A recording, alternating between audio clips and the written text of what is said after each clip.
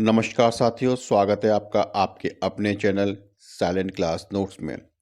एजुटेरिया current affairs का ये चौथा वीडियो है जो कि महत्वपूर्ण घटनाक्रम पर आधारित है।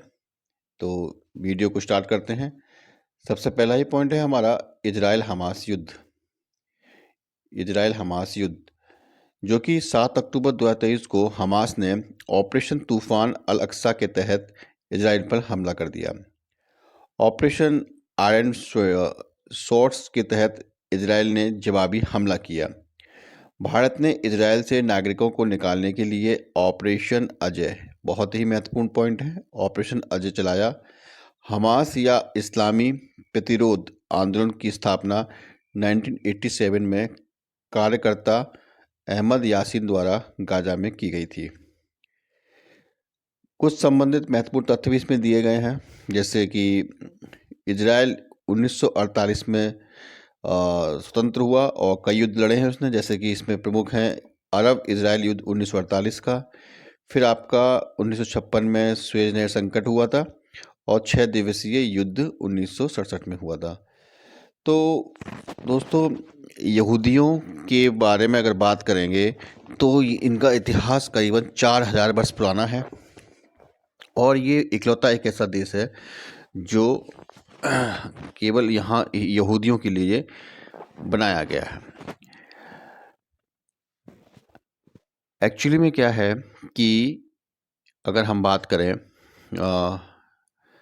इजराइल के बारे में, तो इजराइल जो अस्तित्व में आया था 1948 में, और ये अस्तित्व में आया था 1948 में कैसे आया था?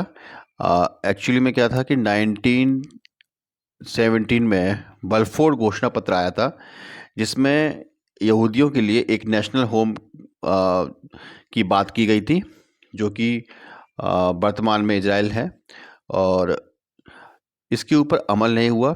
और यहूदियों के ही कुछ संगठन थे, उन्होंने ब्रिटेन का विरोध किया और फिर द्वितीय विश्व युद्ध के बाद यूएन में एक प्रस्ताव पारित हुआ जिसमें फिलिस्तीनी जो फिलिस्तीन है वहीं पर क्या किया गया, इस क्षेत्र को 3 भागों में बांट दिया। तो ये क्षेत्र है कहाँ, इसका ज़रा नक्शा हम देखते हैं। तो देखिए दोस्तों, अगर आप देखेंगे तो ये सुएज नहर है, ये है आपका सिनाई पेनिनसुला, और यहीं से लगा हुआ है आपका सऊदी अरब। अगर आप सिनाई पेनिनसुला से ऊपर जाएंगे तो आपको मिलेगा इजराइल। ये है गाज़ा पट्टी जहां वर्तमान में हमास का कब्जा है। ये आपका है वेस्ट बैंक और ये है ऊपर गोलन हाइट्स। तो इस तरफ आपका क्या पड़ गया, मेडिटेरियन सी। ये आपका इजिप्ट है, ये सऊदी अरब हो गया, और यहाँ से आपकी जॉर्डन की सीमा लग जाती हैं, इधर से आपकी लग जाती हैं सीरिया की सीमा, और ऊपर आपका नॉर्थ में लेबनान है। तो इन 6 मुस्लिम देशों के बीच में बसा है ये इजराइल। अब इसमें क्या था कि अब यूएन में जब प्रस्ताव पारित हुआ तो इसका जो विभाजन किया वो बहुत ही अजीब व गरीब तरीके से किया गया, जिसमें जो मूल रूप से अरबी लोग थे यानी फिलिस्तीन लोग थे, तो उनको तो ये क्षेत्र दे दिया गया, 3 क्षेत्रों में बांटा गया। और ये 3 क्षेत्र जो थे वो थे आपके कौन कौन से, जो इजराइल था वो तो यहूदियों को दे दिया। इजराइल जो था, ये जो क्षेत्र है आपका, ये क्षेत्र जो है,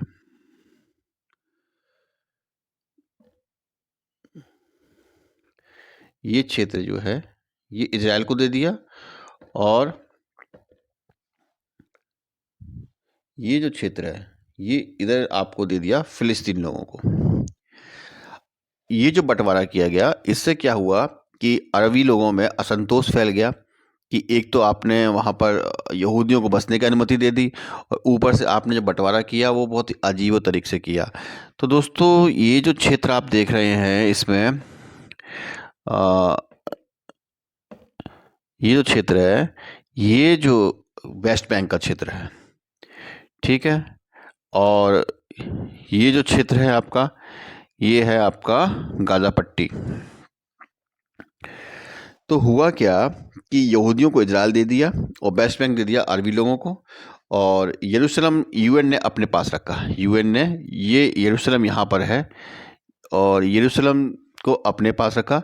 और यरूशलेम एक ऐसा क्षेत्र है जो ईसाइयों से भी जुड़ा है, मुस्लिमों से भी जुड़ा हुआ है और यहूदी लोगों से भी जुड़ा हुआ है। तीन धर्मों के जुड़े होने के कारण ये एक ज़मीन कैसी बन गई है, विवाद वाली। और यही कारण है कि वो विवाद ख़त्म होते होते नहीं बन पा रहा है और इस कारण से ये युद्ध चले आ रहे हैं। पहले इस क्षेत्र में यहूदी अपना दावा करते हैं कि ये हमारे पूर्वजों की ज़मीन थी, और उसके बाद रोमन साम्राज्य आया था, उन्होंने यहाँ से इन्हें भगा दिया। बेचारे हज़ारों साल तक भटकते रहे और फिर द्वितीय विश्व युद्ध के बाद इनको मौका मिला तो फिर अरबों ने इन पे आक्रमण करना शुरू कर दिया। होता क्या है कि 1948 में अरब लोग जो थे वो इस प्रस्ताव से मतलब संतुष्ट नहीं थे। उसने क्या किया, इजराइल पर हमला बोल दिया। लेकिन होता क्या है कि ये सभी देश मिलकर के हमला बोलते हैं, लेकिन सभी मुस्लिम देशों को इजराइल हरा देता है। उसके बाद आपका 1956 के आसपास की बात थी ये, कि मिस्र के राष्ट्रपति ने क्या किया कि स्वेज नहर, यही स्वेज नहर यहाँ से बह रही है, इस स्वेज नहर का क्या किया, राष्ट्रीयकरण कर दिया। अब 26 जुलाई 1956 को स्वेज नहर का राष्ट्रीयकरण कर दिया तो ब्रिटेन और फ्रांस की सेनाओं को मिस्र खाली करने का भी आदेश दे दिया। अब होता क्या है कि इस पर फ्रांस और ब्रिटेन ने मिस्र पर क्या कर दिया, अटैक कर दिया। सुरक्षा परिषद में रूस ने आक्रमण ना रोकने की स्थिति में युद्ध में कूद पड़ने की जब धमकी दी है ना, तब जाकर के इन देशों ने युद्ध बंद किया और यूएन संघ के महासचिव ने एक संयुक्त राष्ट्रीय सेना को मिस्र भेजकर वहां शांति स्थापित करवाई। इस संयुक्त सेना में भारत की सेना भी शामिल थी और 1957 में स्वेज नहर को सभी देशों के जहाज़ों के लिए खोल दिया जाता है। फिर आपका आता है 1967। तो 1967 में मिस्र ने क्या किया 1967 में कि 1967 में मिस्र ने यूएन के अधिकारी को सिनाई पेनिनसुला पर क्या किया, वहां से बाहर निकाल दिया। ये रहा सिनाई पेनिनसुला और यहाँ से क्या किया कि बाहर निकल जाइए आप। अब इसके सामने दिक्कत क्या आ गई इजराइल के सामने कि अगर इजिप्ट मिस्र का इस पर कब्जा हो जाएगा तो उसके लिए ये जो मार्ग है ये उसके लिए बंद हो जाएगा, और या फिर उधर से जाएगा तो सऊदी अरब उसके लिए क्या करेगा, प्रॉब्लम खड़ी कर देगा। तो इस कारण से क्या हुआ कि ये युद्ध अब संभावी हो गया। 5 जून 1967 को इजराइल ने मिस्र को, जॉर्डन यहाँ पड़ता है, जॉर्डन को, सीरिया को, इराक को, मतलब इन 6 दिनों में उसने इन सभी देशों को हरा दिया। और इससे क्या हुआ कि उसका मुस्लिम देशों पर दबदबा कायम हो गया।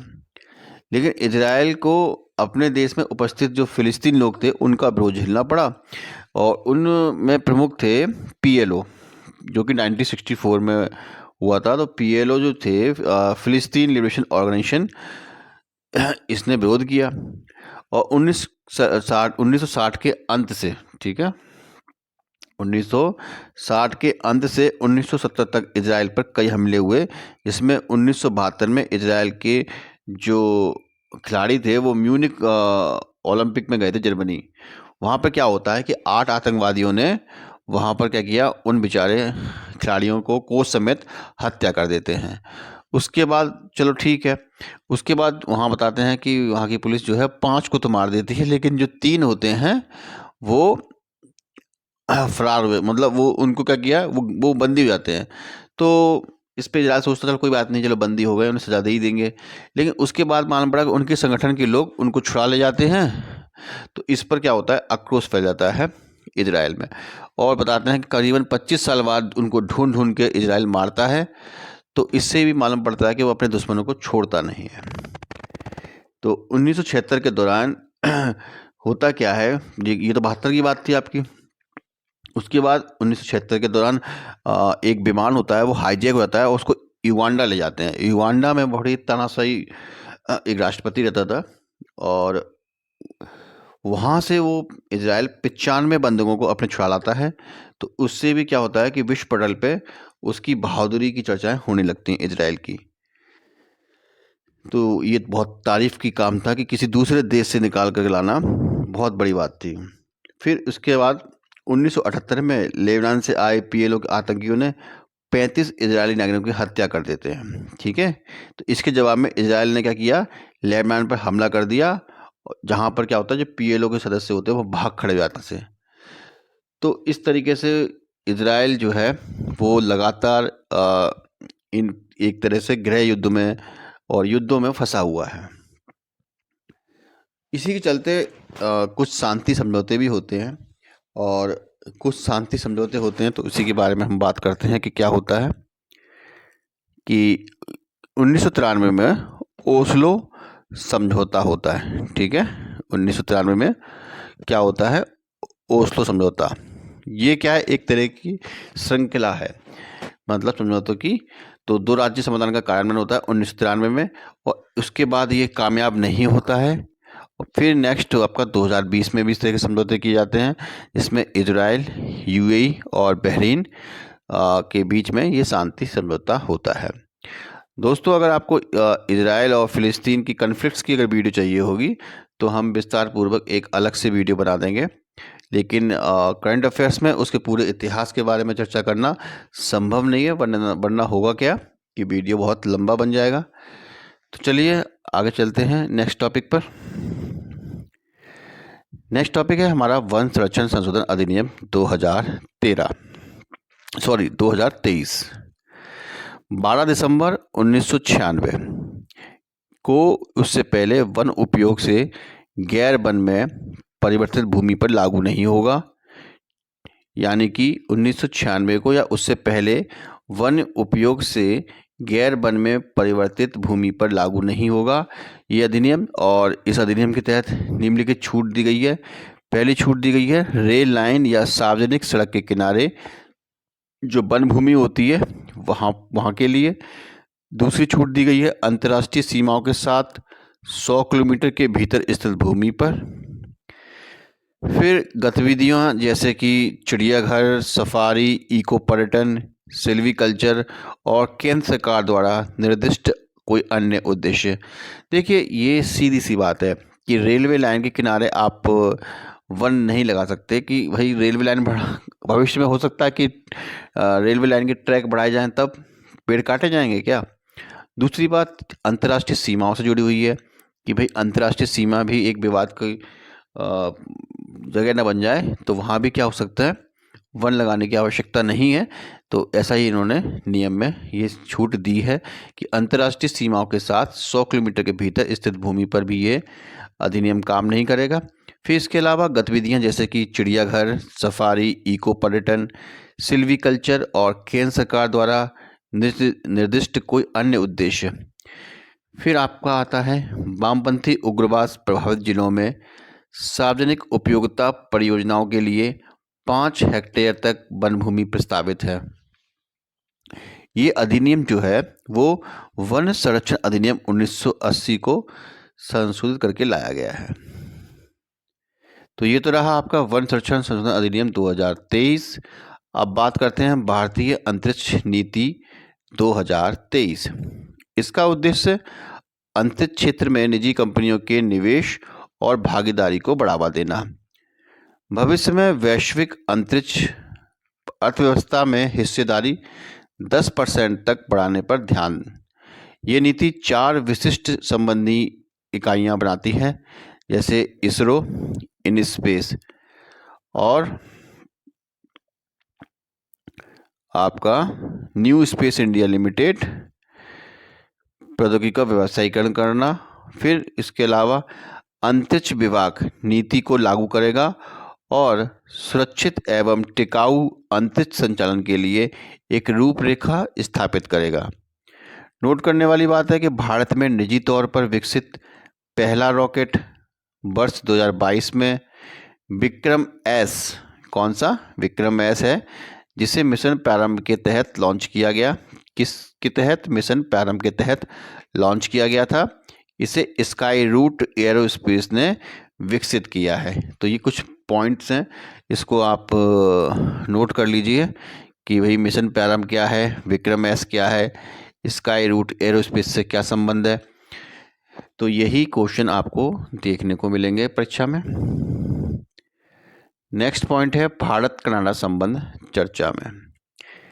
कनाडाई पीएम ने भारत पर खालिस्तानी नेता हरदीप सिंह निज्जर की हत्या में शामिल होने का आरोप लगाया है। क्या माजरा है? Five eyes intelligence alliance, US, UK, Australia, Canada और न्यूजीलैंड द्वारा साझा की गई खुफिया जानकारी पर यह आरोप लगाया गया है।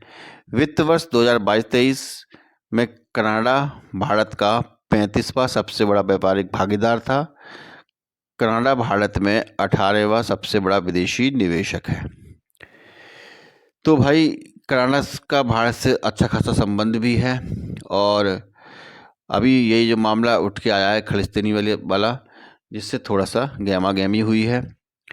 भारत कनाडा राजनीतिक संबंध 1947 में आए थे अस्तित्व में। 1985 में टोरंटो से लंदन जा रही एयर इंडिया की उड़ान संख्या 182 पर सिख अलगाववादियों ने बम विस्फोट की, जिसमें कितने लोग मारे गए थे? 329 लोग मारे गए। और 2010 में असैन्य परमाणु समझौता और 2015 में रणनीतिक साझेदारी पर हस्ताक्षर किए गए हैं। तो ये तो रहा भारत और कनाडा का संबंध के बारे में। नेक्स्ट पॉइंट है हमारा जाति आधारित जनगणना। बिहार सरकार ने 2 अक्टूबर 2023 को ये रिपोर्ट प्रस्तुत की है, और जिसमें बिहार की जनसंख्या कितनी है? 13.07 करोड़, जिसमें अत्यंत पिछड़ा वर्ग की जो प्रतिशतता है वो है 36.01%, पिछड़ा वर्ग की है 27.12%, अनुसूचित जाति की 19.65% और एसटी की 1.68 और सामान्य वर्ग की 15.52। तो ये तो इनकी संख्या के बारे में बताया है।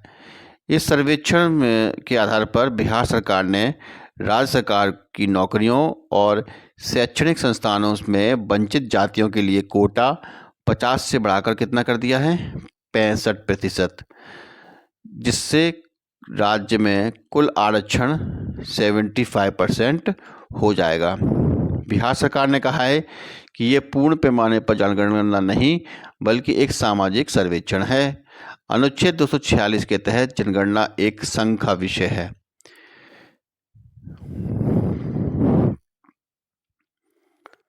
पृष्ठभूमि की बात करें तो आखिरी बार SECC जो हुआ था वो 1931 में हुआ, तब से हुआ ही नहीं है।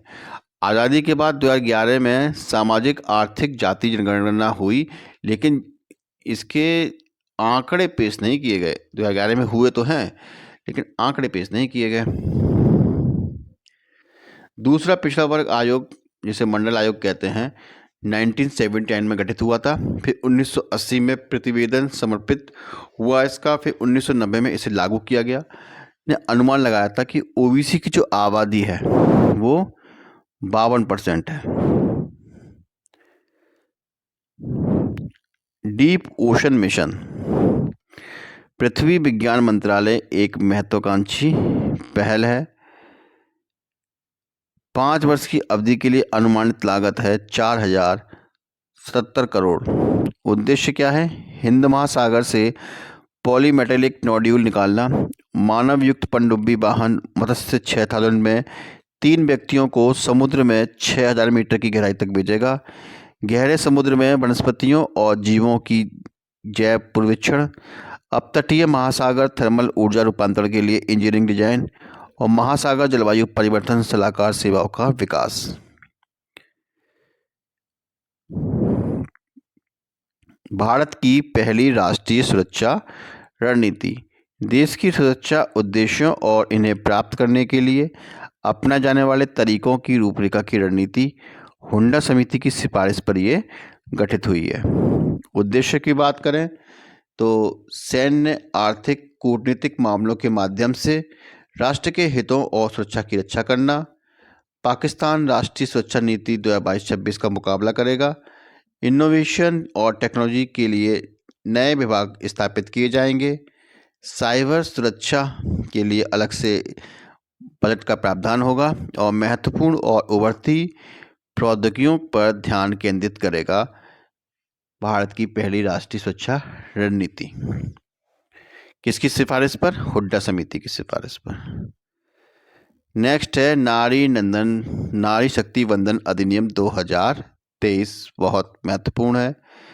ये कौन सा अधिनियम है? 106वां संवैधानिक संशोधन अधिनियम। उद्देश्य क्या है भैया? इसके उद्देश्य ये हैं कि लोकसभा में, राज्य की विधानसभा में, दिल्ली विधानसभा में महिलाओं के लिए रिजर्वेशन होगा 33%। यह मौजूदा SC और ST आरक्षण के भीतर महिलाओं के लिए 1/3 सीट आरक्षित करेगा। सीटें चक्रानुक्रम आधार पर आरक्षित की जाएंगी। आरक्षण 15 वर्षों के लिए प्रदान किया जाएगा। इसके बाद संसद द्वारा निर्मित विधि के माध्यम से इसे जारी रखा जा सकता है। नोट करने वाली बात है कि अनुच्छेद 330A और 332A को जोड़ा जाएगा। अनुच्छेद 170(3) और 82 में संशोधन किया जाएगा परिसीमन के लिए। लोकसभा में सिर्फ 2 AIMIM का विरोध किया है। 454 सांसदों ने इसका समर्थन किया और राज्यसभा में सर्वसम्मति से पास किया गया।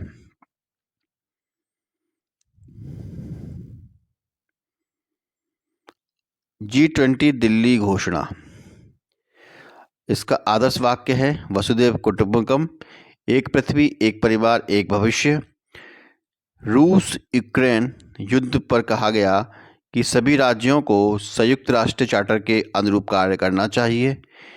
क्रिप्टो एसेट्स नियामक ढांचे के लिए संयुक्त रोड मैप। महिला सशक्तिकरण का कार्य समूह का निर्माण। ग्लोबल डिजिटल पब्लिक इंफ्रास्ट्रक्चर की स्थापना। 2030 तक 3 गुना नवीकरणीय ऊर्जा क्षमता। G20 में पहली बार UNGA 75/1 UNCC सुधार पर समझौता।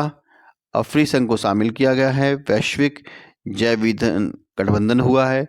ISA के साथ ग्रीन हाइड्रोजन इनोवेशन सेंटर की स्थापना की जाएगी। नोट करने वाली बात है कि G20 की स्थापना 1999 में एशियाई वित्तीय संकट के बाद हुई थी।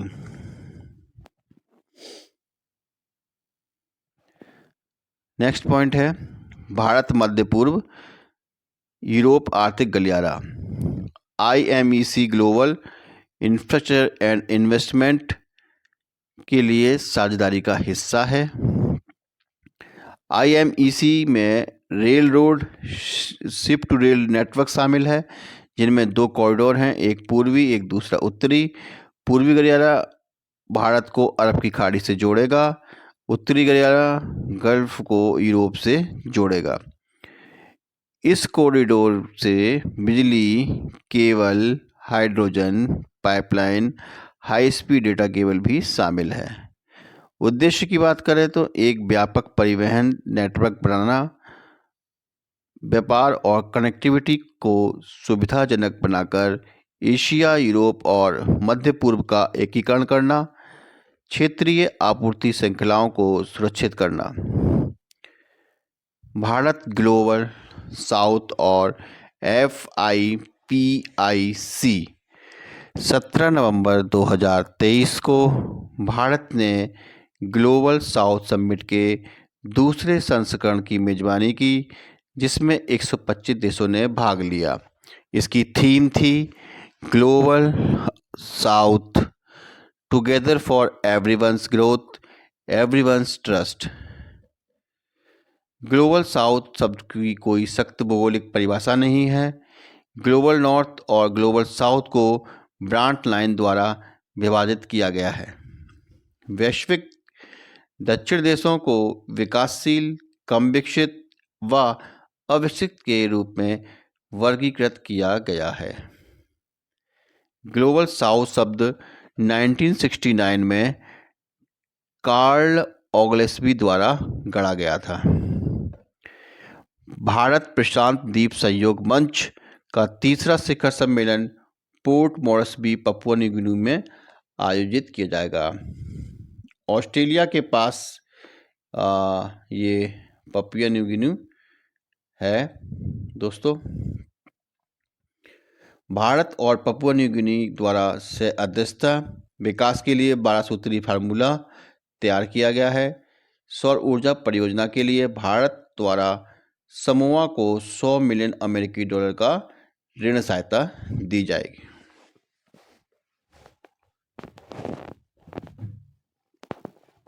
नेक्स्ट टॉपिक है हमारा राष्ट्रीय लॉजिस्टिक्स नीति 2022। हाल ही में भारत ने एनएलपी का 1 वर्ष पूरा किया।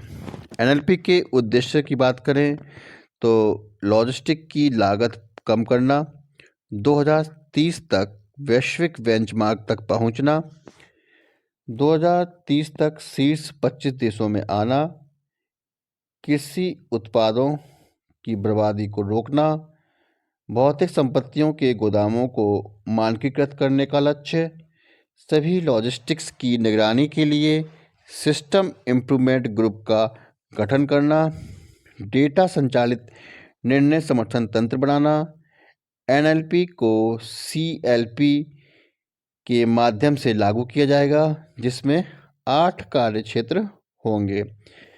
वर्तमान में भारत विश्व बैंक लॉजिस्टिक्स प्रदर्शन सूचकांक 2023 में 38वें स्थान पर है।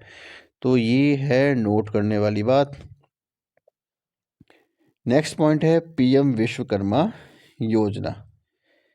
तो चलिए जानते हैं इसके बारे में। 17 सितंबर को विश्वकर्मा जयंती के अवसर पर प्रधानमंत्री ने पारंपरिक शिल्प और कौशल में लगे श्रमिकों को सरकारी सहायता देने के लिए नई दिल्ली में पीएम विश्वकर्मा योजना शुरू की। सूक्ष्म लघु और मध्यम उद्यम मंत्रालय नोडल एजेंसी है और यह एक केंद्रीय क्षेत्र की योजना है। अवधि की बात करें तो वित्तीय वर्ष 2023-24 से वित्तीय वर्ष 2027-28 तक इसकी अवधि दी गई है। अब तक प्रारंभिक परिव्यय 13,000 करोड़ है और इसमें 18 पारंपरिक क्षेत्र शामिल किए गए हैं। उद्देश्यों की अगर बात करें तो पीएम विश्वकर्मा प्रमाण पत्र और आईडी कार्ड, कौशल उन्नयन, टूलकिट प्रोत्साहन, ऋण सहायता, डिजिटल लेनदेन के लिए प्रोत्साहन और विपणन समर्थन भी मिलेगा। पात्रता की बात करें तो न्यूनतम आयु 18 वर्ष, लाभ परिवार के सदस्य तक ही सीमित रहेगा, हाथों और औजारों से काम करने वाला कारीगर या शिल्पकार।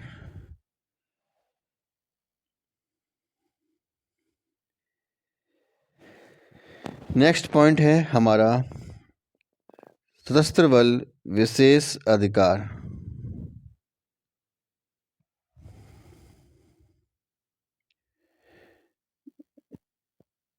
एफएसपा।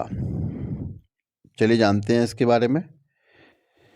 ये अधिनियम अरुणाचल प्रदेश, असम, मणिपुर, मेघालय, मिजोरम, नागालैंड, त्रिपुरा के आसाम क्षेत्रों में सशस्त्र बलों को विशेष शक्तियां प्रदान करता है। बिना वारंट के संदिग्ध लोगों को गिरफ्तार करना, कानून के अनुसार किसी व्यक्ति पर गोली चलाना या बल प्रयोग करना, किसी भी ऐसी संरचना को नष्ट कर दें जिसमें हथियारों के भंडार पर आश्रय देने का संदेह हो, जहां से हमले किए जाने की संभावना हो।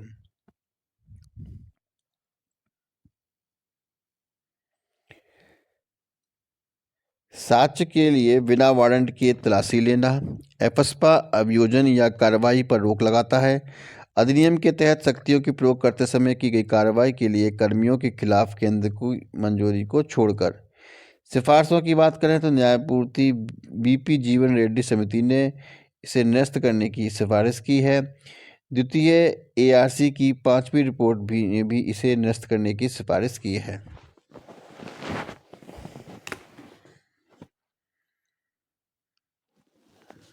नेक्स्ट पॉइंट है स्वच्छ वायु सर्वेक्षण 2023।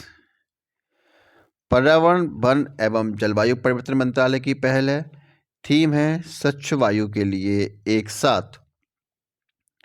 उद्देश्य की बात करें तो समाज के सभी वर्गों के बीच जागरूकता पैदा करना, नागरिकों को स्वास्थ्य प्रभावों के बारे में सूचित करना, एनसीएपी सभी के लिए स्वच्छ वायु के लिए लक्ष्य को प्राप्त करने के लिए। परिणाम की बात करें तो 131 शहरों को 3 समूह में वर्गीकृत किया गया है। पहला जो पद दिया गया है वो शहर मिलियन प्लस के लिए इंदौर को मिला है, 3 से 10 लाख की संख्या के लिए अमरावती को और 3 लाख से कम संख्या के लिए परमाणु को ये पद मिला है फर्स्ट। मूल्यांकन के कुछ मानदंड हैं जैसे वाहन उत्सर्जन, सड़क की धूल, बायोमास और नगरपालिका ठोस अपशिष्ट जलाना आदि इसमें शामिल किए गए हैं। नेक्स्ट पॉइंट है हमारा डिजिटल व्यक्तिगत डेटा संरक्षण अधिनियम 2023। भारत में वस्तुओं या सेवाओं की पेशकश करते समय भारत के भीतर और भारत के बाहर भी डिजिटल व्यक्तिगत डेटा के प्रसंस्करण लागू होगा। भारतीय डेटा संरक्षण बोर्ड की स्थापना की जाएगी। व्यक्तिगत डेटा को व्यक्तिगत सहमति पर केवल वैध उद्देश्य के लिए संसाधित किया जा सकता है, लेकिन वैध उपयोग के लिए छूट दे दी गई है। अधिनियम व्यक्तियों की जानकारी प्राप्त करने, सुधार और मिटाने और शिकायत निवारण का अधिकार सहित कुछ अधिकार प्रदान करता है। डेटा सुरक्षा के लिए 7 सिद्धांतों की रूपरेखा।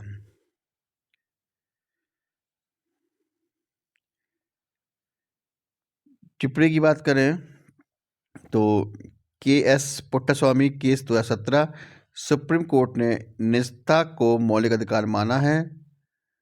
न्यायमूर्ति श्री कृष्ण समिति ने इस अधिनियम का प्रारंभिक मसौदा प्रस्तावित किया।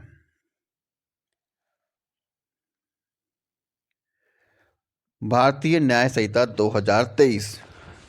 तो भारतीय दंड संहिता 1860 का स्थान लेगा। भारतीय न्याय संहिता 2023 आईपीसी 1860 का स्थान लेगा। राजद्रोह, आतंकवाद और संगठित अपराध की नई परिभाषा होगी। मॉब लिंचिंग के लिए अलग से दंड निर्दिष्ट होगा। 18 साल से कम उम्र की महिलाओं से सामूहिक बलात्कार के लिए मौत की सजा है। इससे पहले ये उम्र 12 वर्ष थी। शादी के झूठे वादों पर यौन संबंध बनाने पर दंड का प्रावधान है। तो दोस्तों ये तो था भारतीय न्याय संहिता 2023। भारतीय नागरिक सुरक्षा संहिता 2023 दंड प्रक्रिया संहिता सीआरपीसी 1973 का स्थान लेगा। कम से कम 7 साल की सजा के लिए फॉरेंसिक जांच अनिवार्य है।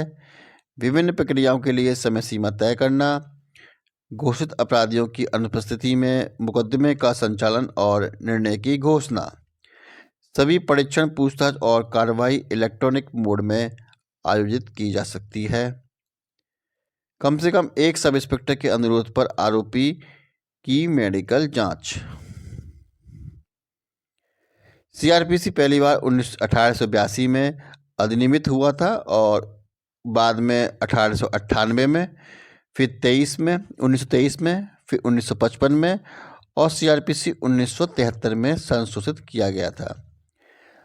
नेक्स्ट है हमारा भारतीय साक्ष्य विधेयक 2023। भारतीय साक्ष्य अधिनियम 1872 का स्थान लेगा। इलेक्ट्रॉनिक या डिजिटल रिकॉर्ड का कानूनी प्रभाव कागजी रिकॉर्ड के समान ही होगा। इलेक्ट्रॉनिक रूप से दी गई किसी भी जानकारी को मौखिक साक्ष्य माना जाएगा। एक ही अपराध के लिए एक से अधिक व्यक्तियों पर मुकदमा चलाया जाएगा। डीएनए साक्ष्य की स्वीकार्यता के लिए विशेष प्रावधान होगा। मुख्य चुनाव आयुक्त और अन्य चुनाव आयुक्त नियुक्ति की बात करें तो सेवा की शर्तें और कार्यालय की अवधि विधेयक 2023 पारित किया गया है।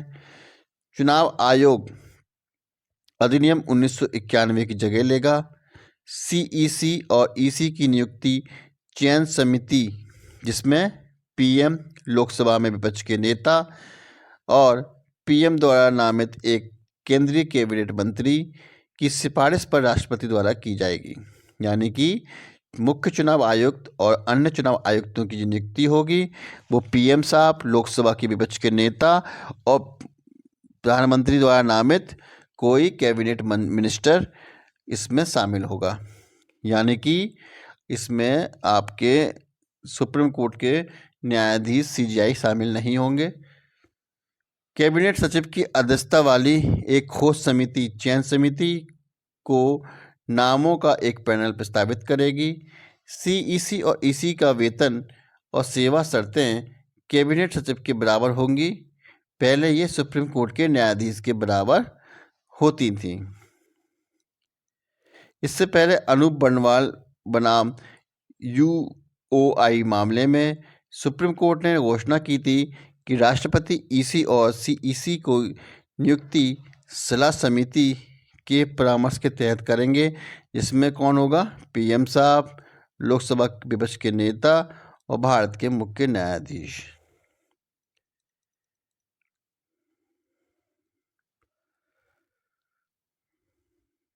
आप बात करते हैं कंपनी की श्रेणियों की।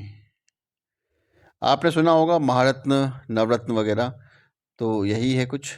कंपनी की 3 अलग अलग श्रेणियां जैसे कि होती हैं महारत्न, नवरत्न और मिनी रत्न।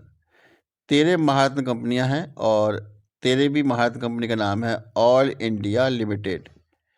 नवंबर 2023 तक भारत में 16 नवरत्न कंपनियां थीं और 16वीं नवरत्न कंपनी का नाम था RITS लिमिटेड। कुछ इनके मानदंड हैं, जैसे महारत्न के मानदंड है कि भाई नवरत्न का दर्जा प्राप्त हो, भारतीय स्टॉक एक्सचेंज में लिस्टिंग हो, 3 साल का औसत सालाना टर्नओवर 25,000 करोड़ होना चाहिए, 3 साल के लिए औसत वार्षिक नेटवर्थ 15,000 करोड़ होनी चाहिए, टैक्स के बाद औसत वार्षिक शुद्ध लाभ 5,000 करोड़ से अधिक होना चाहिए और महत्वपूर्ण वैश्विक उपस्थिति होनी जरूरी है। तो ये तो था महारत्न के मानदंड। रत्न की कसौटी की बात करें तो मिनीरत्न 1 अनुसूची ए का दर्जा प्राप्त हो, पिछले 5 वर्षों में से 3 वर्षों की रेटिंग अच्छी और उत्कृष्ट हो, 6 प्रदर्शन संकेतकों या 60 या इससे अधिक का समग्र स्कोर होना आवश्यक है, तब मिलेगी नवरत्न की उपाधि किसी कंपनी को। आइए नेक्स्ट टॉपिक है हमारा स्टेट ऑफ इंडियाज वर्ष रिपोर्ट 2023। भारतीय वन्यजीव संस्थान और भारतीय प्राणी सर्वेक्षण द्वारा संयुक्त रूप से जारी किया गया है। रिपोर्ट का मुख्य निष्कर्ष है पक्षी प्रजातियों की समृद्धि कम हो गई है, लंबी दूरी के प्रवासियों में 50% से अधिक की गिरावट आई है, लुप्त प्राय जैसे Indian skimmer, black bellied tern गंभीर रूप से लुप्त प्राय हैं, great India bustard, Bengal florican और बियर पोचार्ड, भारतीय मोर, एशियाई कोयल, रॉक कबूतर आदि प्रजातियां बढ़ी हैं, इनकी संख्या बढ़ी है। अनुसंधान राष्ट्रीय रिसर्च फाउंडेशन अधिनियम 2023 विज्ञान एवं प्रौद्योगिकी मंत्रालय के अंतर्गत यह विज्ञान और इंजीनियरिंग अनुसंधान बोर्ड अधिनियम 2008 का निरस्त करेगा। अनुसंधान नेशनल रिसर्च फाउंडेशन की स्थापना की जाएगी। NRF में प्रधानमंत्री की अध्यक्षता में गवर्निंग बोर्ड होगा। कार्यकारी परिषद की अध्यक्षता प्रधान वैज्ञानिक सलाहकार करेंगे और यह निकाय कार्यान्वयन का कार्य करेगा। NRF के कारणों की बात करें तो अनुसंधान, नवाचार और उद्यमिता के लिए रणनीतिक दिशा प्रदान करने के लिए देश का सर्वोच्च निकाय है। अनुसंधान और विकास के लिए अल्पकालिक, मध्यम अवधि और दीर्घकालिक रणनीति तैयार करना। नेक्स्ट है हमारा अनुसंधान प्रस्तावों के लिए अनुदान प्रदान करना और अंतर्राष्ट्रीय सहयोग को प्रोत्साहित करना। वैज्ञानिक अनुसंधान परिणामों और खर्च को वार्षिक सर्वेक्षण करेगा। अब आते हैं इंडिया स्टैक के बारे में। ये क्या है? दरअसल में एक एप्लीकेशन प्रोग्रामिंग इंटरफेस है जिसे API बोलते हैं, जो सरकारों, स्टार्टअप, व्यवसायों और डेवलपर्स के लिए एक अद्वितीय डिजिटल बुनियादी ढांचे के रूप में अनुमति देता है। इसके 3 लेवल हैं। एक है आइडेंटिटी लेवल यानी पहचान परत, जिसमें अद्वितीय ID प्रदान करता है जैसे आधार, हस्ताक्षर। भुगतान परत में भुगतान की अनुमति देना जैसे UPI, आधार सक्षम भुगतान सेवा। डेटा परत क्या है? डेटा को स्वतंत्र रूप से स्थानांतरित करने की अनुमति देता है, उदाहरण के लिए डिजिलॉकर और अकाउंट एग्रीगेटर। इंडिया स्टैक के प्रमुख घटक हैं आधार, KYC, डिजिलॉकर, UPI और DBT। अगर हम बात करें फायदे की, तो फायदे क्या हैं? वित्तीय समावेशन है, अर्थव्यवस्था का औपचारिकरण है, स्वास्थ्य और शिक्षा सेवाओं की बेहतर डिलीवरी। समान नागरिक संहिता चर्चा में रही। क्यों रही? तो हाल ही में भारत के 22वें विधि आयोग ने समान नागरिक संहिता पर सुझाव मांगा है। UCC विवाह, तलाक, विरासत, गोद लेने और उत्तराधिकार से संबंधित सभी धार्मिक समुदायों के मामलों पर लागू होता है। पुर्तगाली नागरिक संहिता 1867 के रूप में UCC का पालन करने वाला गोवा भारत का एकमात्र राज्य है। इसे राज्य के नीति निर्देशक सिद्धांतों के अनुच्छेद 14 के तहत संवैधानिक अधिकार प्राप्त है। लेक्स लॉ की रिपोर्ट 1840 में सिफारिश की गई कि मुसलमानों और हिंदुओं के व्यक्तिगत कानूनों को संहिताबद्ध नहीं किया जाना चाहिए और BN राव समिति ने एक संहिताबद्ध हिंदू कानून की सिफारिश की है। दोस्तों, अगर आपको लगता है वीडियो ज़्यादा लंबा हो गया है और अगर बोरिंग फील हो रही हो तो आप थोड़ा सा रेस्ट ले सकते हैं। वीडियो को पॉज कर दीजिए और थोड़ा चाय वाय पी लीजिए। उसके बाद फिर फ्रेश मूड से दोबारा से इस वीडियो को देखिए। तो नेक्स्ट टॉपिक है हमारा काला सागर अनाज डील। रूस द्वारा हाल ही में संयुक्त राष्ट्र और तुर्की के रूस और यूक्रेन के बीच हस्ताक्षरित काला सागर लाभ समझौते से पीछे हट गया। ये पहल काला सागर, उड़ीसा, चोर्नोमार्स्क, यूजनी में 3 प्रमुख यूक्रेनी बंदरगाहों से वाणिज्यिक भोजन और उर्वरकों की अनुमति देती है। ये सौदा 120 दिनों की अवधि के लिए हस्ताक्षरित किया गया था। ये बहुआयामी गरीबी सूचकांक MPI के लिए नोडल एजेंसी नीति आयोग ने हाल ही में राष्ट्रीय MPI का दूसरा संस्करण जारी किया है।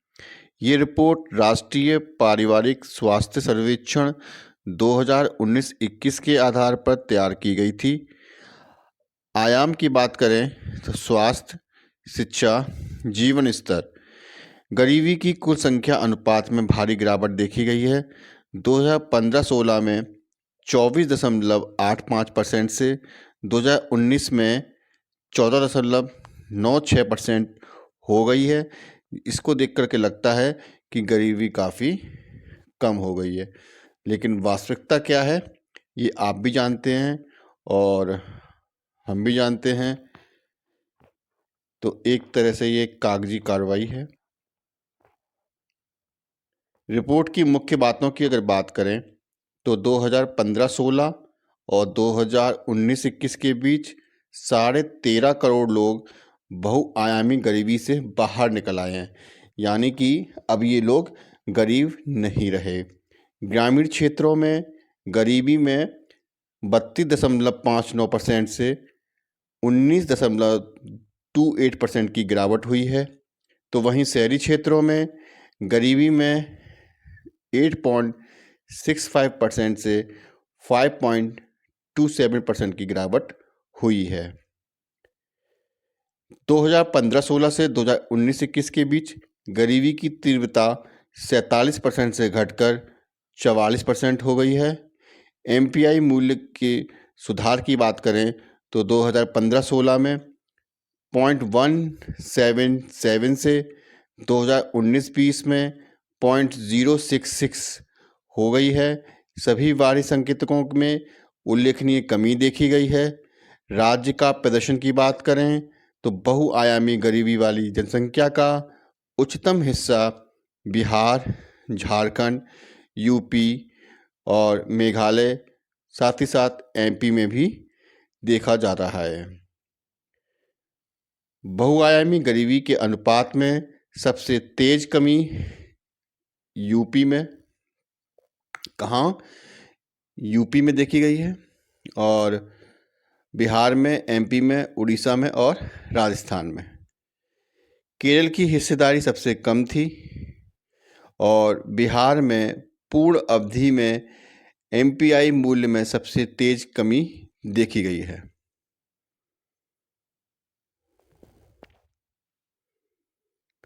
उत्पादन से जुड़े प्रोत्साहन पीएलआई योजना 2.0 इलेक्ट्रॉनिक्स की एवं सूचना प्रौद्योगिकी मंत्रालय के द्वारा अनुमोदित है। पीएलआई का लक्ष्य घरेलू विनिर्माण को वैश्विक स्तर पर प्रतिस्पर्धी बनाना है और 14 विनिर्माण क्षेत्र जैसे चिकित्सा उपकरण, खाद्य उत्पाद आदि में उपलब्ध है। आईटी हार्डवेयर के लिए पीएलआई 2.0 लक्ष्य खंड में शामिल हैं laptop, tablet, all in one PC, server और भारत में अल्ट्रा स्मॉल फॉर्म फैक्टर विनिर्माण। प्रमुख दिशा निर्देश की बात करें तो शुद्ध वृद्धिशील बिक्री पर लगभग 5% का प्रोत्साहन है। सचिवों का अधिकार प्राप्त समूह योजना की निगरानी करेगा। प्रोत्साहन अवधि 6 वर्ष है। ई अपशिष्ट प्रबंधन संशोधन अधिनियम 2023। पर्यावरण, वन और जलवायु परिवर्तन मंत्रालय ने ई अपशिष्ट प्रबंधन नियम 2022 में अधिसूचित किया है कि ये नियम 1 अप्रैल 2023 से लागू होगा। सभी निर्माताओं, उत्पादकों, रिफ्रिजरेटर्स और रिसाइकलर्स को सीपीवीसी द्वारा विकसित पोर्टल का पंजीकरण करना होगा। ईपीआर प्रमाण पत्र का निर्माण और लेनदेन की पीढ़ियों और लेनदेन के लिए प्रावधान पेश किए गए हैं। कार्यान्वयन की निगरानी के लिए संचालन समिति का गठन। ये संशोधन के तहत solar panel, cell, solar photo voltaic cell panel में कैडमियम, सीसा, चिकित्सा उपकरणों में प्रयोग होने वाले सीसा को छूट प्रदान किया गया है। अब बात करते हैं जैविक विविधता संशोधन अधिनियम 2023। ये अधिनियम भारत की जैविक विविधता के संयुक्त राष्ट्र सम्मेलन 1992 के उद्देश्यों को पूरा करने में मदद करने के लिए लागू किया गया है। जैविक विविधता पर कन्वेंशन एक अंतर्राष्ट्रीय स्तर पर कानूनी रूप से बाध्यकारी बहुपक्षीय संधि है। उद्देश्य की बात करें तो जैव विविधता का संरक्षण, इसके घटकों का सतत उपयोग, आनुवंशिक संसाधनों से उत्पन्न होने वाले लाभों का उचित और न्यायसंगत बंटवारा। भारत 6G अलायंस, ये क्या है? दूरसंचार विभाग द्वारा लॉन्च किया गया है। उद्देश्य है 2030 तक भारत के लिए एक शक्तिशाली बल गुणक के रूप में कार्य करने के लिए 6G टेक्नोलॉजी को तैनात करना। ये एक सहयोगी मंच है जिसमें सार्वजनिक और निजी कंपनियां, शिक्षाविद, अनुसंधान संस्थान और मानक विकास संगठन शामिल हैं। दूरसंचार प्रौद्योगिकी विकास निधि के तहत परियोजनाओं के लिए समझौतों पर हस्ताक्षर किए गए हैं। TTDF योजना यूनिवर्सल सर्विस ऑब्लिगेशन फंड द्वारा शुरू की गई थी। DCIS के तहत स्टार्टअप और MSMEs को स्क्वाल फंड आवंटित किए गए थे। 6G के बारे में बात करें तो इसकी फ्रिक्वेंसी होगी उप 6 गीगाहर्ट्ज़ और 95 गीगाहर्ट्ज़ से 3 टेराहर्ट्ज़। स्पीड की बात करें तो 1000 Gbps तक इसकी स्पीड होगी और विलंबता केवल 1 मिलीसेकंड की होगी। वन्यजीव संरक्षण संशोधन अधिनियम 2022। वन्यजीव संरक्षण अधिनियम 1972 को 2022 में संशोधन किया गया है। ये अधिनियम अप्रैल 2023 से लागू हुआ है। वन्यजीवों और वनस्पतियों की लुप्तप्राय प्रजातियों के अंतर्राष्ट्रीय व्यापार पर अभिसमय के प्रावधानों को लागू करने के लिए नया अध्याय कौन सा जोड़ा गया है? 5B। सामान्य उल्लंघन के लिए जुर्माने की अधिकतम राशि 25,000 रुपये है से बढ़ाकर कितनी कर दी गई है? 1 लाख रुपये। विशेष रूप से सुरक्षित जीवों के लिए न्यूनतम जुर्माना 10,000 रुपये से बढ़ाकर 25,000 रुपये कर दिया गया है। कैप्टिव जीवों या वन उत्पादों को सौंपने के लिए नई धारा 42A जोड़ी गई है। अनुसूची 1 में कठोर सुरक्षा, अनुसूची 2 में उच्च सुरक्षा, अनुसूची 3 और 4 में लुप्त प्राय प्रजातियों के लिए नहीं है और अनुसूची 5 वे जानवर जिनका शिकार किया जा सकता है और अनुसूची 6 पौधों की खेती वर्जित।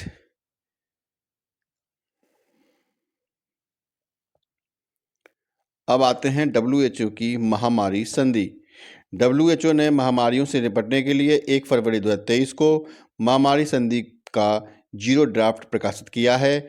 इसका उद्देश्य महामारी से निपटने के लिए जरूरी सामग्रियों की आपूर्ति को सुनिश्चित करना है। फिर आपका आता है वर्ष 2022 में कार्बन डाइऑक्साइड उत्सर्जन रिपोर्ट। अंतर्राष्ट्रीय ऊर्जा एजेंसी ने वर्ष 2022 में CO2 उत्सर्जन की रिपोर्ट जारी की है। CO2 उत्सर्जन में 0.9% या 36.8 गीगाटन से अधिक की गई नई ऊंचाई पर पहुंच गया है। ये रिपोर्ट 2022 में ग्रीन हाउस गैस उत्सर्जन की पूरी तस्वीर प्रस्तुत करती है।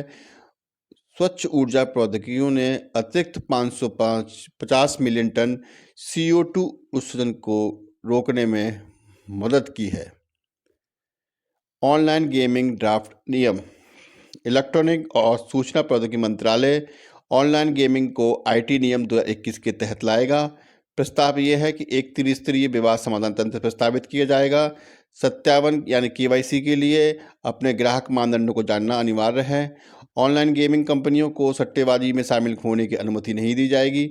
ऑनलाइन गेम्स को स्वनियामक निकाय के साथ पंजीकरण करना होगा। ऑनलाइन गेमिंग में प्रवेश पर भुगतान की जाने वाली राशि पर 28% GST लगेगा।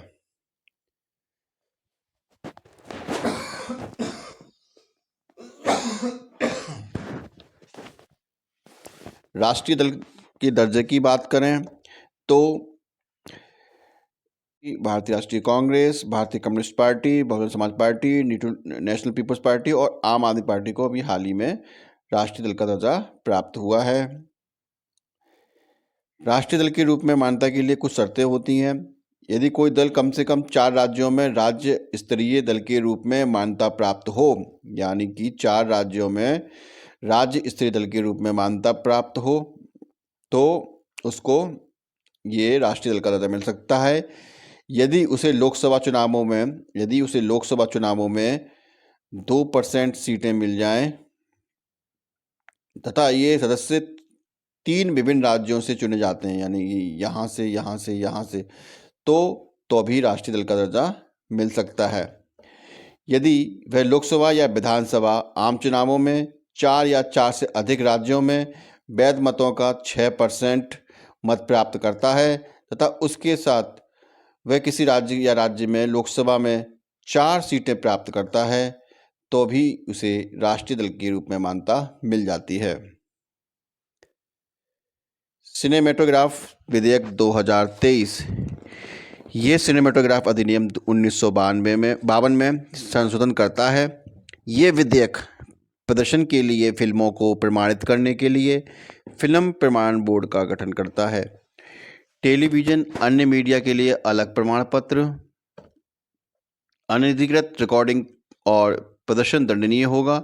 फिल्म उद्योग को और बढ़ावा देने और पायरेसी की समस्या से निपटने के लिए संसद में सिनेमेटोग्राफ बिल 2023 पारित किया गया है। प्रत्येक 10 वर्ष में फिल्म का नवीकरण करने की आवश्यकता समाप्त कर दी गई है। फिल्मों को उम्र के आधार पर प्रमाणित करने का प्रावधान किया गया है। भारत में मिलेट्स यानी मोटा अनाज राष्ट्रीय बाजरा वर्ष 2018 को घोषित किया गया था। भारतीय बाजरा अनुसंधान संस्थान हैदराबाद नोडल एजेंसी है। भारत के अनुरोध पर 2023 को अंतर्राष्ट्रीय बाजरा वर्ष के रूप में चुना गया है। उत्पादक की में अग्रणी राज्य अगर देखें तो मोटा अनाज राजस्थान में, कर्नाटक में और महाराष्ट्र में अच्छा खासा होता है। कुछ पहल अगर देखें तो महर्षि यानी बाजरा और अन्य प्राचीन अनाज अंतर्राष्ट्रीय अनुसंधान पहल है। बाजरा पर अनुसंधान और जागरूकता पर केंद्रित है। बाजरे को मुख्य धारा में लाने के लिए प्रतिपादित 7 सूत्र दिए गए। राष्ट्रीय खाद्य सुरक्षा मिशन के अंतर्गत बाजरा पर उपमिशन। ट्रिपल थ्रेट रिपोर्ट, ये रिपोर्ट यूनिसेफ द्वारा जारी की गई है। ये दुनिया के सबसे अधिक प्रभावित देशों में जल असुरक्षा को बढ़ाने वाले प्रमुख कारक पर प्रकाश डालती है। यूनिसेफ की ट्रिपल थ्रेट रिपोर्ट में जल असुरक्षा से संबंधित 3 खतरों की चर्चा की गई है। वो कौन कौन से खतरे हैं? वो है अपर्याप्त जल, स्वच्छता और असुरक्षित वॉश यानी कि धोना। विश्व स्तर पर 600 मिलियन बच्चे अभी भी असुरक्षित पेयजल की और स्वच्छता तक पहुंच या बिल्कुल भी पहुंच न होने से स्वास्थ्य संबंधी समस्या का सामना कर रहे हैं। असुरक्षित वॉश के कारण प्रत्येक वर्ष 3 वर्ष से कम आयु के 4 लाख से अधिक बच्चों की मौत हो जाती है। अंतर्राज्यीय जल विवाद की बात करें तो अंतर्राज्यीय जल निधि विवाद अधिनियम 1956, जिसमें कृष्णा जल विवाद जो किस किस के बीच में है, जो आंध्र प्रदेश, कर्नाटक, महाराष्ट्र और तेलंगाना के बीच में है कृष्णा जल विवाद। गोदावरी जल विवाद किसके बीच में है? वो है आंध्र प्रदेश, कर्नाटक, महाराष्ट्र, मध्य प्रदेश और उड़ीसा के बीच में गोदावरी जल विवाद है। इसके अलावा आपका कावेरी जल विवाद है। कावेरी जल विवाद में कौन कौन है? केरल है, कर्नाटक है, तमिलनाडु है और पौंडीचेरी है। महानदी जल विवाद की बात करें तो उड़ीसा और छत्तीसगढ़, इनके बीच में महानदी जल विवाद फैला हुआ है। नदी बोर्ड अधिनियम 1956 भारत सरकार को अंतर्राज्यीय नदियों और नदी घाटियों के लिए बोर्ड स्थापित करने का अधिकार दिया गया है। प्रविष्टि 17 और प्रविष्टि 56 में जल संसाधनों पर विधायी प्राधिकरण को परिभाषित करता है। अंतर्राज्यीय नदी जल विवाद विधेयक में एकल स्थायी न्यायाधिकरण स्थापित करने की प्रस्ताव है। अनुच्छेद 262 में ऐसे किसी भी विवाद के संबंध में ना तो सर्वोच्च न्यायालय और ना ही किसी अन्य न्यायालय के अधिकार क्षेत्र को प्रयोग करना है। अब आते हैं राष्ट्रीय राजधानी NCR संशोधन अध्यादेश 2023। क्या दिया है इसमें? सुप्रीम कोर्ट ने अपने फैसले में अनुच्छेद 239 AA का हवाला देते हुए कहा है कि सार्वजनिक व्यवस्था, पुलिस, भूमि को छोड़कर राष्ट्रीय राजधानी क्षेत्र दिल्ली में प्रशासनिक सेवाओं पर दिल्ली सरकार का विधायी और कार्यकारी नियंत्रण होगा।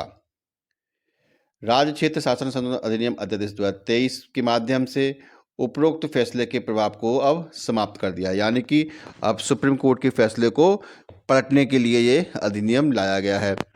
संसद ने राष्ट्रीय राजधानी राज्य क्षेत्र संशोधन विधेयक 2023 पारित किया है। इसके द्वारा राष्ट्रीय राजधानी सिविल सेवा प्राधिकरण का गठन किया गया है।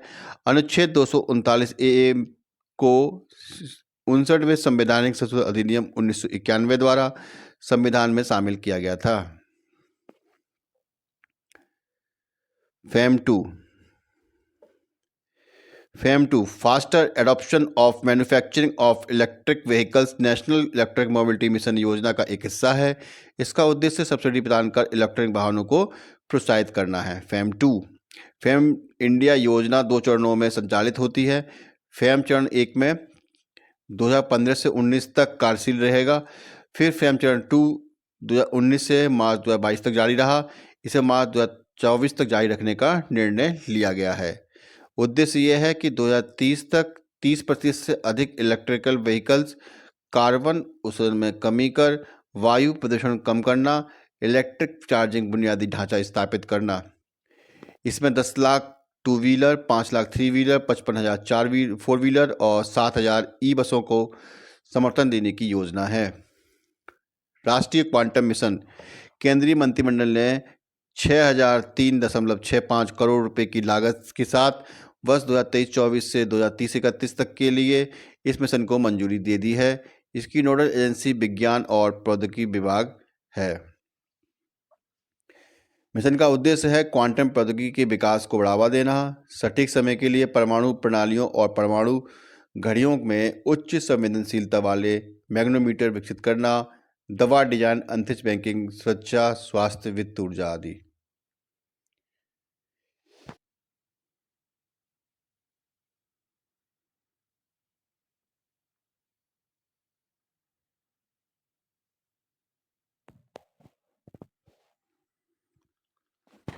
पंचायत विकास सूचकांक, इसे पंचायती राज मंत्रालय ने जारी किया है।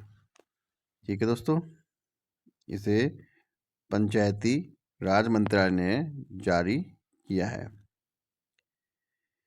ये एक समग्र सूचकांक है जो सतत विकास लक्ष्यों के स्थानीयकरण को प्राप्त करने में पंचायतों के प्रदर्शन को मापता है। एसडीजी के स्थानीयकरण से संबंधित विषय गरीबी मुक्त और उन्नत आजीविका, स्वास्थ्य गांव, बाल सुलभ गांव, जल पर्याप्त गांव, स्वच्छ और हरित गांव, आत्मनिर्भर बुनियादी ढांचा, सामाजिक रूप से न्याय, संगत और सुरक्षित गांव, सुशासन तथा महिला अनुकूल गांव शामिल हैं। स्कोर के आधार पर पंचायती को 4 श्रेणियों में बांटा गया है। इसमें ABCD यानी कि 75 से 90%, बी में 60% से 75%, सी में 40 से 60% और डी में 40% से कम। अब बात करते हैं लिथियम आयन बैटरी के बारे में। जम्मू कश्मीर के रियासी जिले में 5.9 मिलियन टन लिथियम भंडार की खोज की गई है। विविध अनुप्रयोगों में इसकी उपयोगिता के कारण इसे सफ़ेद सोना कहा जाता है, जैसे लिथियम आयन बैटरी, पवन टरबाइन, सोलर पैनल, इलेक्ट्रिक वाहनों में, सेल फोन, कंप्यूटर इत्यादि में इसका काफ़ी यूज होता है।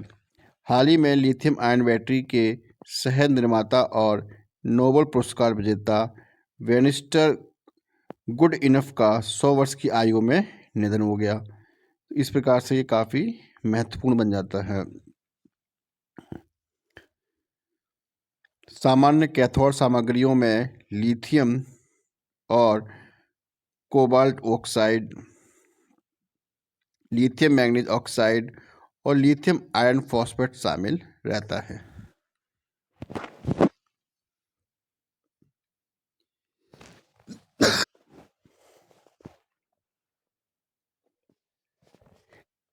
एक राष्ट्र एक चुनाव ONOE की व्यवहार्यता की जांच करने के लिए पूर्व राष्ट्रपति श्री रामनाथ कोविंद की अध्यक्षता में कानून मंत्रालय द्वारा एक उच्च स्तरीय 8 सदस्यीय समिति का गठन किया गया। अन्य सदस्यों की बात करें तो सुभाष कश्यप इसमें शामिल हैं, वकील हरीश साल्वे हैं, अमित शाह, गुलाम नबी आज़ाद, NK सिंह, संजय कोठारी और अधीर रंजन चौधरी। उन्होंने इसे शामिल करने का विरोध किया है, अधीर रंजन चौधरी ने।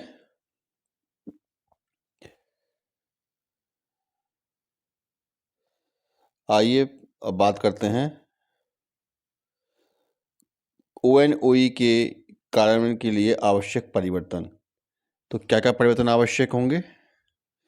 अनुच्छेद 83 संसद के सदनों की अवधि। अनुच्छेद 85 यहाँ भी संशोधन करना पड़ेगा, राष्ट्रपति द्वारा लोकसभा का विघटन। अनुच्छेद 172 राज्य विधानमंडल की अवधि। अनुच्छेद 356 संवैधानिक आपातकाल। और लोक प्रतिनिधित्व अधिनियम 1951 अधिनियम में कई प्रावधान हैं जो कि परिवर्तन करने पड़ेंगे। विधि आयोग की 170वीं और 255वीं रिपोर्ट ONOE के पक्ष में थी। राष्ट्रीय विदेश नीति 2023।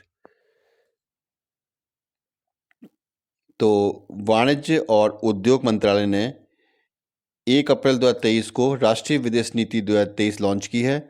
उद्देश्य है 2030 तक वस्तुओं और सेवाओं के निर्यात के लिए $2 ट्रिलियन का लक्ष्य।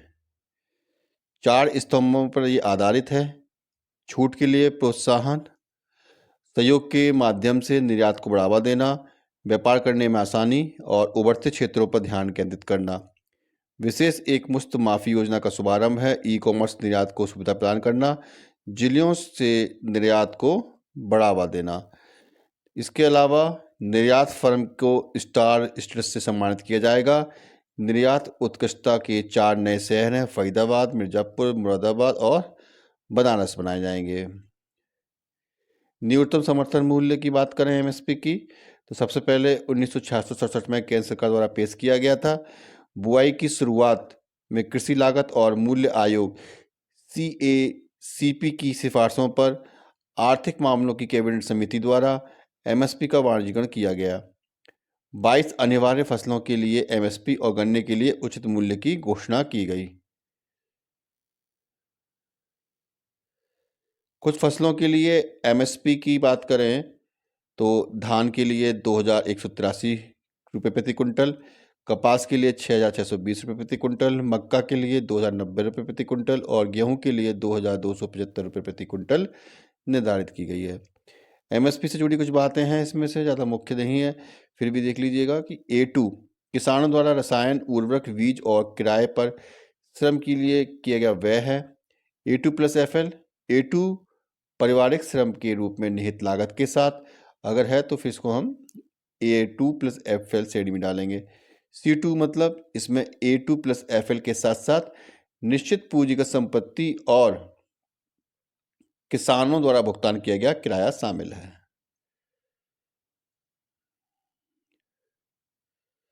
अब बात करते हैं हाथी परियोजना चर्चा में है, तो कुछ इसके बारे में देख लेते हैं। हाथी परियोजना 1992 में लॉन्च किया गया था। वर्तमान में 33 हाथी रिजर्व हैं और 150 हाथी गलियारे हैं। हाथी की गणना 2017, इसमें हाथियों की कुल संख्या 29,964 है।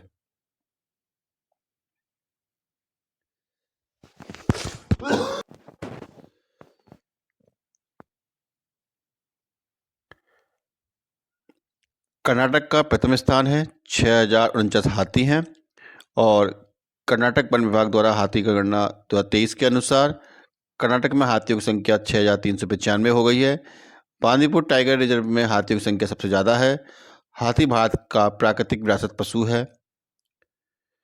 हाथी परियोजना के अगर लक्ष्य की बात करें तो हाथियों, उनके आवासों और प्रवास मार्गों की सुरक्षा करना, पशु मानव संघर्ष की समस्याओं का समाधान करना। भारतीय हाथी का वैज्ञानिक नाम एलिफस मैक्सिमस है। IUCN की लाल सूची में संकटग्रस्त हैं। साइट्स परिशिष्ट 2 में है और इसके साथ ही वन्यजीव संरक्षण अधिनियम 1972 की अनुसूची 1 में है। नेक्स्ट है हमारा टॉपिक आयुष्मान भारत योजना। इसे प्रधानमंत्री जन आरोग्य योजना के रूप में भी जाना जाता है और इसे 23 सितंबर 2018 को लॉन्च किया गया था। विशेषताओं की बात करें तो प्रति परिवार कवरेज 5 लाख रुपए प्रति वर्ष है। अस्पताल में भर्ती होने से पहले एक्सप्रेस कवरेज 3 दिन तक है।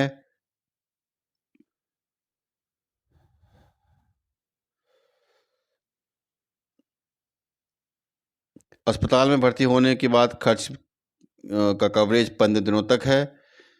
कुल परिवार 10 करोड़ प्लस हैं। फंडिंग की बात करें तो सामान्य राज्यों के लिए 60-40 का अनुपात है, तो वहीं पूर्वोत्तर और हिमालय राज्यों के लिए 90-10 का अनुपात है। उद्देश्यों की बात करें तो लाभार्थियों के लिए निवारक, प्रोत्साहन, उपचारात्मक स्वास्थ्य हस्तक्षेप को बढ़ावा देना, स्वास्थ्य देखभाल की गुणवत्ता और दक्षता बढ़ाने और सार्वभौमिक स्वास्थ्य देखभाल प्राप्त करने के लिए इसका उद्देश्य है। नेक्स्ट टॉपिक है हमारा MS स्वामीनाथन। इनका जन्म 7 अगस्त 1925 को और निधन हुआ 28 सितंबर 2023 को। भारत में हरित क्रांति के जनक के रूप में जाना जाता है। 1961 से 72 तक भारतीय कृषि अनुसंधान संस्थान के निदेशक रहे। फिर 72 से 79 तक ये वहीं के महानिदेशक रहे। फिर 1979 से 80 तक कृषि मंत्रालय के प्रधान सचिव रहे। इसके बाद 1982 में अंतर्राष्ट्रीय चावल अनुसंधान संस्थान के महानिदेशक के रूप में नियुक्त हुए। इसके बाद 2004 में राष्ट्रीय किसान आयोग के अध्यक्ष रहे। फिर 2007 से 2013 तक ये राज्यसभा में संसद सदस्य के रूप में कार्य भी किए। इसके बाद अंतर्राष्ट्रीय स्तर पर सम्मान की बात करें तो 1971 में रेमंड मैग्सेसे पुरस्कार मिला और 86 में अल्बर्ट आइंस्टीन विश्व विज्ञान पुरस्कार भी इनको मिला है। इसके अलावा इन्होंने 1987 में विश्व खाद्य पुरस्कार के जीता। फिर उसके बाद 1994 में UNEP ससाकावा पर्यावरण पुरस्कार मिला। फिर 99 में यूनेस्को महात्मा गांधी स्वर्ण पदक मिला। फिर 2000 में इन्हें Franklin D Roosevelt for freedom medal मिला। राष्ट्रीय स्तर पर सम्मान की बात करें तो 61 में SS भटनागर पुरस्कार, 67 में पद्मश्री, 72 में पद्म भूषण और 89 में पद्म विभूषण इनको मिला। फिर 1999 में शांति, निःशस्त्रीकरण और विकास के लिए इंदिरा गांधी पुरस्कार भी इनको मिल चुका है। अब बात करते हैं भारत का नया संसद भवन। प्रधानमंत्री नरेंद्र मोदी ने 28 मई 2023 को नवनिर्मित संसद भवन का उद्घाटन किया। 10 सितंबर 2020 को इस नए संसद भवन की नींव रखी गई थी। इस अवसर पर 75 रुपये का सिक्का लॉन्च किया गया और भारत की सेंट्रल विस्टा पुनर्विकास योजना के लिए एक हिस्से के रूप में नई दिल्ली में एक नए संसद भवन का निर्माण किया गया है। आर्किटेक्ट हैं बिमल पटेल और इनके द्वारा डिजाइन किया गया नया संसद भवन का निर्माण टाटा प्रोजेक्ट लिमिटेड द्वारा किया गया है। नए संसद भवन की विशेषताओं की बात करें तो ये त्रिकोणीय है। नए संसद भवन में 6 द्वार हैं, जिसमें गज द्वार है, अश्व द्वार है, शार्दुल्ला द्वार है, हमसा द्वार है, गरुड़ द्वार है और मकर द्वार है। एग्जाम में आपसे इन्हीं में से कोई एक 3 द्वार पूछ लेगा और एक अलग से पूछ लेगा, तो ये इस तरीके से आपको थोड़ा सा ध्यान देकर चलना होगा। संसद भवन में राजस्थान से लाए गए ग्रेनाइट, बलुआ पत्थर का प्रयोग किया गया है। संसद भवन में छत पर राष्ट्रीय प्रतीक का निर्माण किया गया है।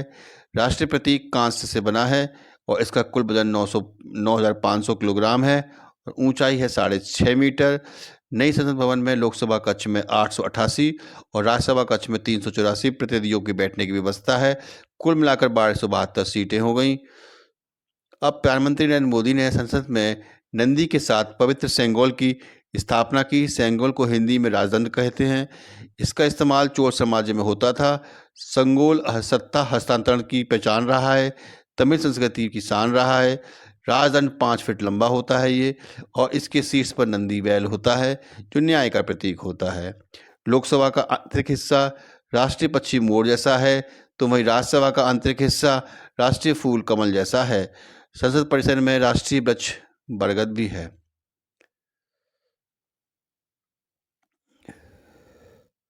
तो दोस्तों, अब ये हमारा सेशन ख़त्म होता है और नेक्स्ट टॉपिक में हम पढ़ेंगे 2023 में आए हुए विभिन्न परीक्षाओं में जो करंट अफेयर्स हैं उनको, क्योंकि ये एक तरह से देखा गया है कि क्वेश्चन रिपीट जरूर होते हैं।